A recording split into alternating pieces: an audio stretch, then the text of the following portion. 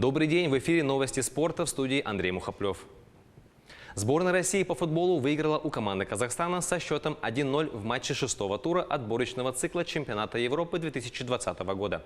Встреча прошла в Калининграде. Единственный гол в матче забил Марио Фернандес на 89-й минуте. Для Фернандеса забитый мяч стал вторым в 20-м официальном матче за национальную команду. Российская сборная в отборочном турнире чемпионата Европы выиграла пятый матч подряд, пропустив лишь один мяч. Однако игра для хозяев складывалась неудачно. Плотная оборона казахстанцев свела к минимуму опасные моменты у их ворот. А сборной России элементарно не хватало сыгранности в таком сочетании. Поэтому Черчесов во втором тайме за короткий промежуток времени сделал 3 замены. Но и такой ход тренера национальной команды не дал результат. Атакам российской сборной не хватало точного завершающего удара. В самой концовке встречи после подачи со штрафного Головина отличился Марио Фернандес. Сборная России одержала важную победу и существенно увеличила свои шансы на досрочный выход в групповой этап чемпионата Европы 2020 года.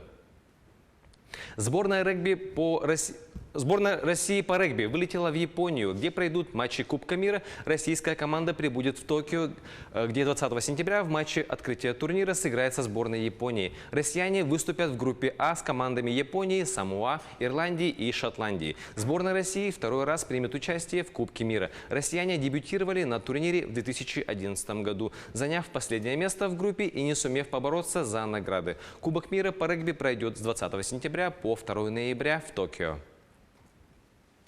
Магнитогорский «Металлург» в серии буллитов проиграл екатеринбургскому автомобилисту со счетом 2-3 в гостях в первом матче. Встреча регулярного чемпионата континентальной хоккейной лиги прошла в Екатеринбурге. В составе автомобилиста шайбы забросили Артем Гореев и Алексей Василевский. У «Металлурга» отличились Денис Расмуссен и Денис Паршин. Победный буллит на счету Найджела Доуса. В турнирной таблице автомобилист, одержавший 4-ю победу подряд и еще не потерпевший ни одного поражения в нынешнем сезоне. «Металлург» расположился на 10-м месте, имея в активе 3 очка после 4 встреч. Магнитогорцы потерпели 3-е поражение. В среду «Металлург» на выезде встретится с нижнекамским нефтехимиком, а в четверг автомобиль